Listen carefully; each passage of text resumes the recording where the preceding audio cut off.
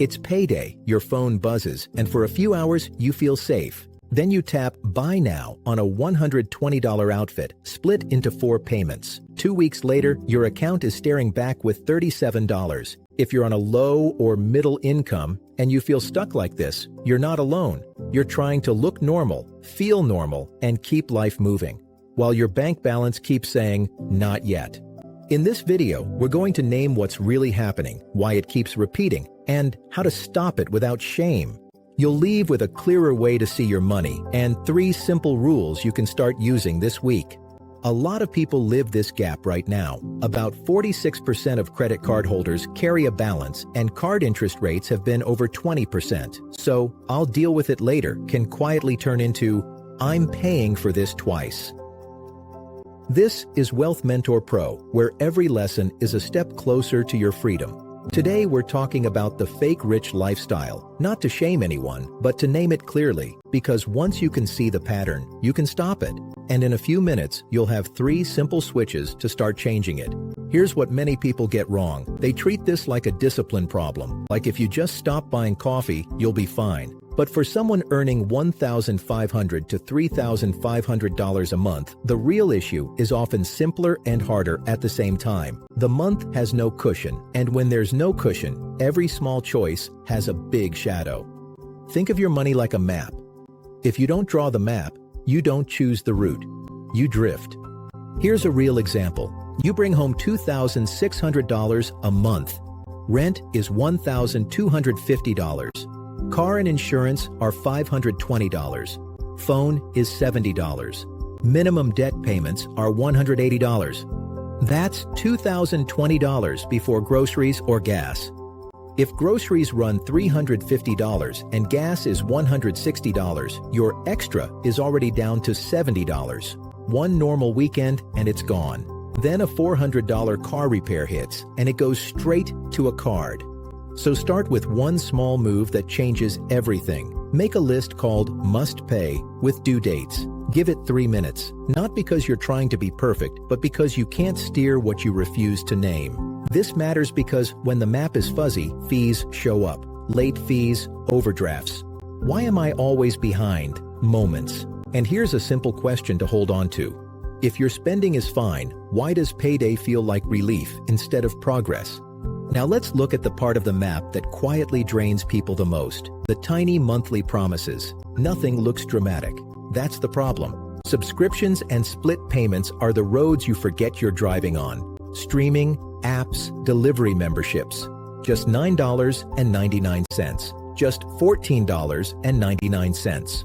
One report put average streaming spending around $69 a month, and many people say they're paying too much. Then there's Buy Now, Pay Later. The average loan can look small, around $135, so it feels harmless.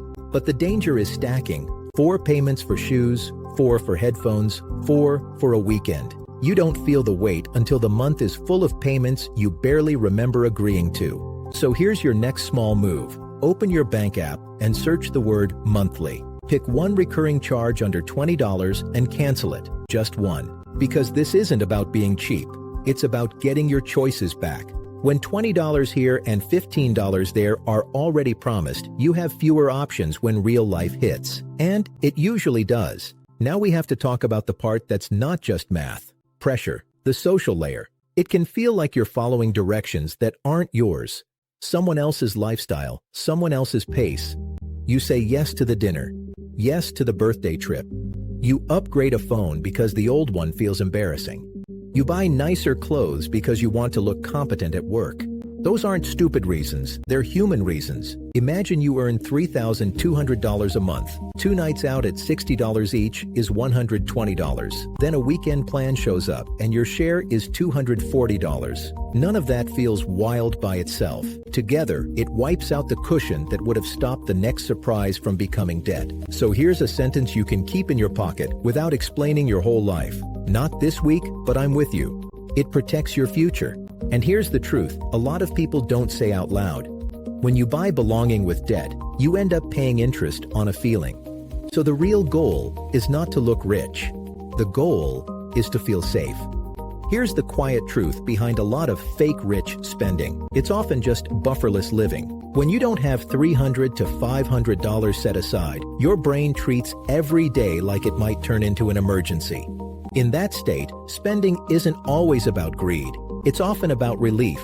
Let me ask you something simple. When are you most likely to spend for the feeling, not the need? After work, on weekends, or late at night? You don't have to answer out loud. Just notice it. Because once you see your timing, you can stop letting your stress make purchases for you. Now let's switch this in a calm, practical way. 3 switches, not 20. 3. Switch 1. Build the smallest buffer before you chase anything else. A buffer is not just savings, it's a boundary. It turns surprises into inconveniences instead of disasters. If you can save $50 a week, that's $500 in 10 weeks. If $50 feels impossible, try $5 a day. That's about $150 a month. Make it simple. Create a separate savings pocket and name it Buffer. Automate it on payday, even if it's $10. The goal is not a perfect budget. The goal is making future you a bill you actually pay. Switch 2. Stop financing your present with your next paycheck. One rule: no new payments for wants. No new buy now, pay later. No new subscription you might use. If you can't buy it once, you can't buy it 4 times. Here's how this looks in real numbers. Cancel $15, $12, and $10 in monthly charges, and you free $37 a month. In 3 months, that's $111. Add 1 less delivery order at $25 a week, and you've freed about $200 a month.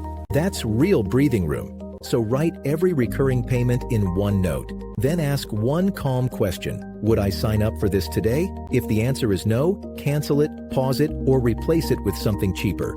Switch 3. Plan your dignity spending so you don't binge later. This is the part that keeps you human while you get stable. Choose one planned yes each week with a real number attached, and let the rest be a calm not now.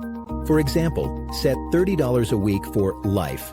That's $120 a month. If it's empty, it's empty. No borrowing from next week. No borrowing from your future. That one rule alone can stop the cycle of I deserve this turning into I regret this.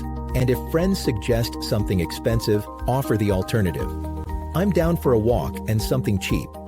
If someone only likes you when you spend, that's not friendship. That's a receipt. Now come back to the moment we started with.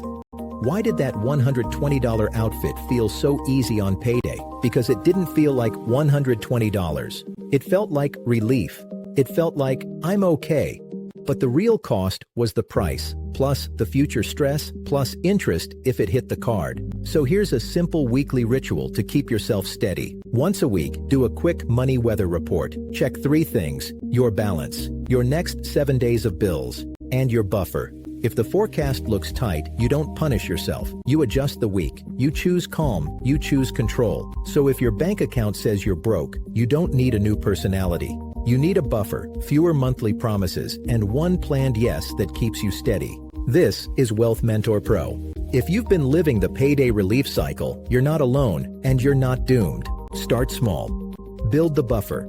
Turn off one payment. Choose your weekly yes. Then watch how fast that $37 becomes $137. And how much calmer you feel when your phone buzzes on payday. If this helped you, like the video and subscribe for more calm, practical money and mindset guidance. And when you're ready, watch the next suggested video to keep building that quiet control.